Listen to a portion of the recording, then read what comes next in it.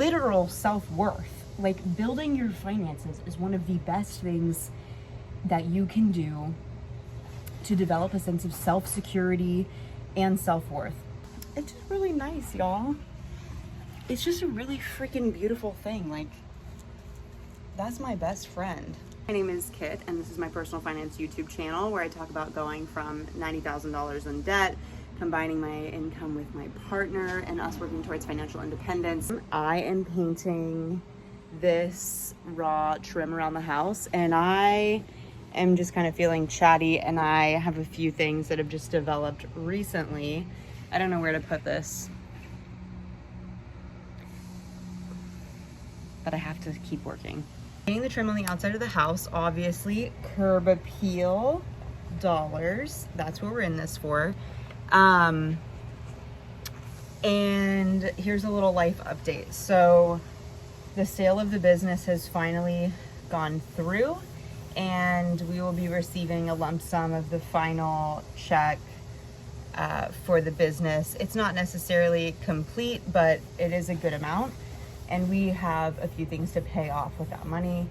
And I don't know, there's just been a theme recently because we've had some like trying times, some challenging times, but also some like lovely things happen. Also, we just went to a wedding this past week in Costa Rica. So yes, it was challenging, but I know I say that from a place of like privilege where we were internationally traveling to the most beautiful place. But like, yeah, the theme of love and faith and sacrifice, commitment, things like that. And just kind of the intersection between that and like financial independence and financial security. And yeah, so just kind of want to like chit chat, I guess, on what's transpired and what kind of themes I've been thinking about recently and how it relates to personal finance. So Brad and I have been together for going on like 10 years. You know, we have split and gotten back together, but we literally started dating in 2016.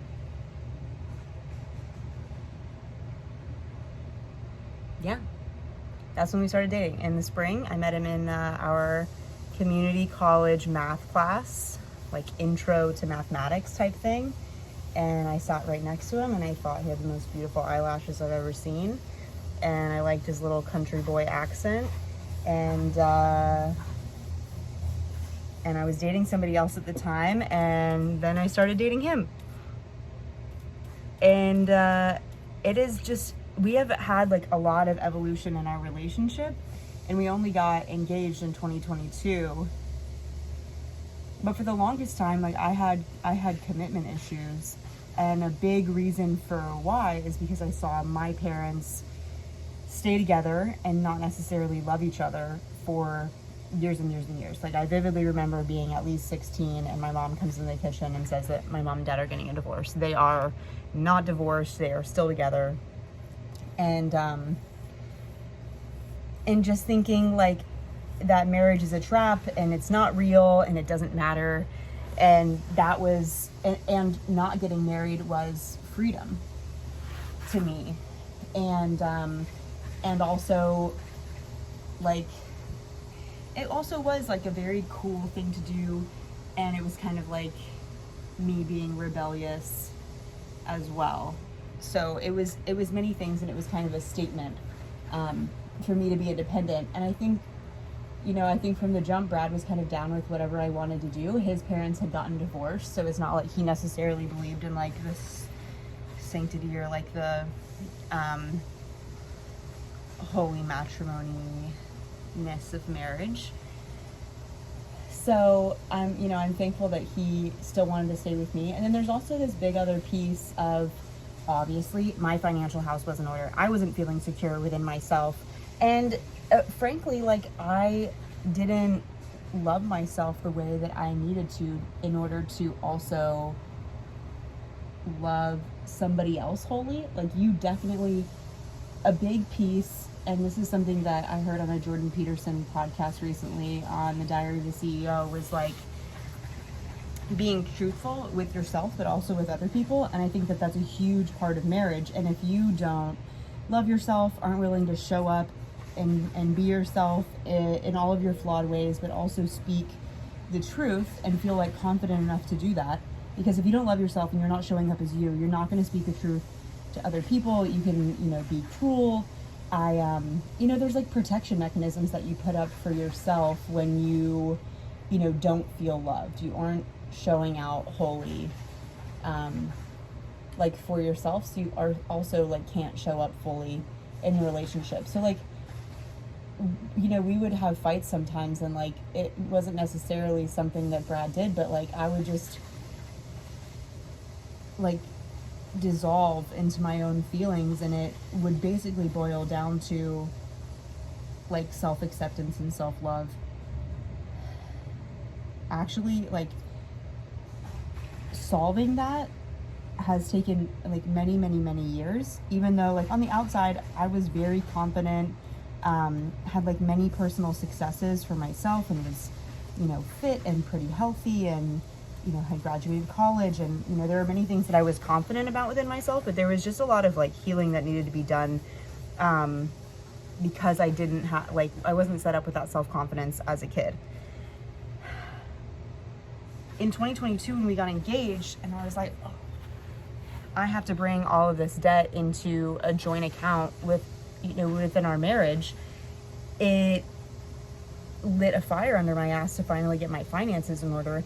And that was a huge game changer, I think, for my confidence. Like, it in your literal self-worth, like building your finances is one of the best things that you can do to develop a sense of self-security and self-worth. Like, you can't tell me that money doesn't matter. It absolutely does matter. If you get hit by a bus and taken to the hospital, you're gonna.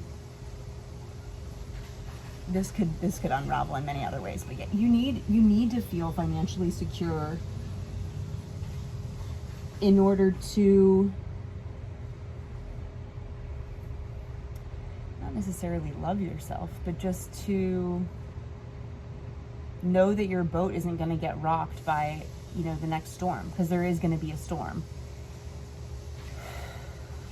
Reeling this in though, recently with the sale of the business, Brad and I are married, let's fast forward, and the rest of this lump sum from the sale of the business came in, and immediately Brad sent me the deposit slip to our joint checking account.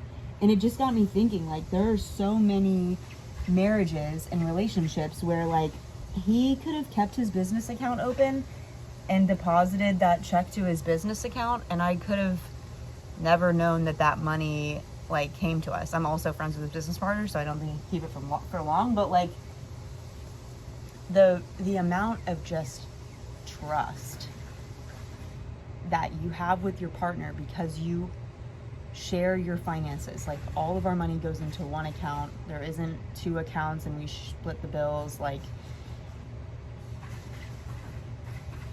It's really gratifying and profound. You work and all of your earnings are split with another person.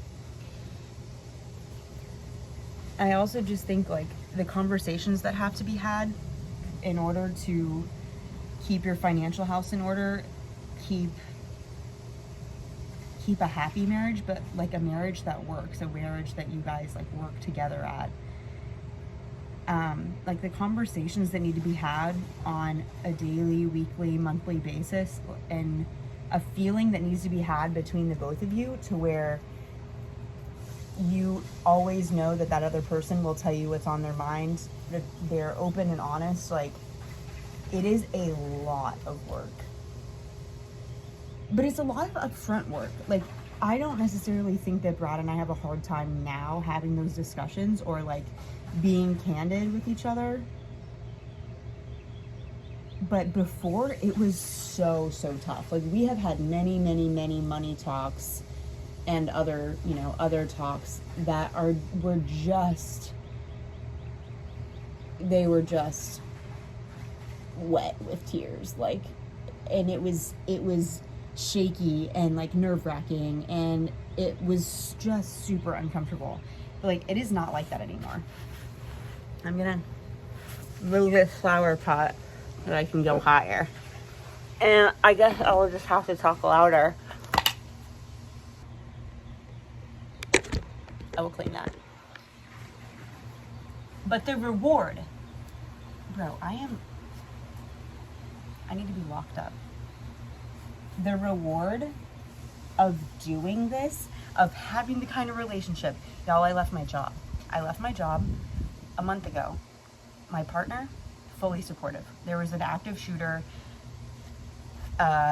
threat from 911 coming to the hospital, and my heart was pounding out of my chest. Like, what am I doing not with my babies at home? And also, it's not the right environment for me. And also, I was sick. Like, I could not do the night shifts anymore. I was crumbling. So I quit my job. My partner, fully supportive. He was like, we'll make it work. I do the numbers. I know it wouldn't work. Like, I know we need to make money. You know, I'm working on that. I'm applying to jobs. What is the point of saying this, though? What we have built, financially and otherwise, because of building our finances together, because of having the financial conversations, we have built a stronger relationship because of it. And it's just really nice, y'all. It's just a really freaking beautiful thing. Like, that's my best friend. And things aren't serious all the time, you know what I mean? Like, we've taken on a lot of responsibilities. We're parents now. We own a house now. This crazy mold-infested house. I'm just kidding, kind of not. But it doesn't have to be all serious. Like, we have a very light and, like, loving relationship. I feel like I'm freaking on a soapbox and I'm, like, preaching from a place that's, like, holier than thou. But that's not how I mean it. We are definitely still in debt, still getting our shit together, and far from perfect, but I think the wedding this past weekend has just got me really thinking about things. And I was also speaking with a friend recently who, I think she'll go back to sleep, who was talking about, she's divorced, and she was talking about how she should have just stuck it out. And it's not the first divorced friend that I know that has said that they wish that they stuck it out and, like, stayed married. And that's a crazy thing to regret. They're like, oh yeah, it was not good. Like, I didn't love that person, but I should have stayed in the relationship.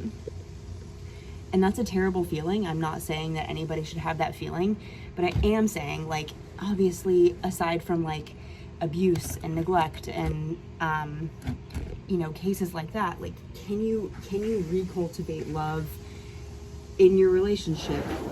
You know, is there any way, like, can you find love for that other person, like, and work on the thing so that the thing that you guys create together is better than it would be if you guys were solo.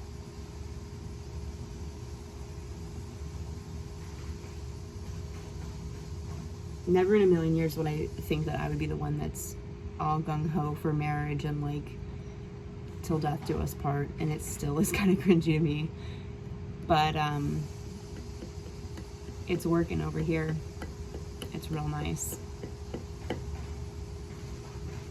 I hope you're having a lovely Thursday afternoon. And I hope you enjoyed this kind of little ranty chit-chat instead of a more scripted version of what's going on. I want to post more often, and I hope that I will. But for now, this is all I can do. Thank you guys very much, and I'll see you in my next one. That's what babies do. Yeah, I know. You wanna go get married? Let's go, girl. Get mama. You wanna see mama? Thank you for all. Oh, you're welcome. And you have rings that you're exchanging today? Yeah. Okay. You have hers and you have his? Yes. It was just in here somewhere. Uh-oh. It's okay. The good thing is it's literally, it's a band, like a rubber band. Still. It's okay. It's probably in the bathroom. it's right here, it's right Okay. here. Okay. Cool. I wasn't worried. All right.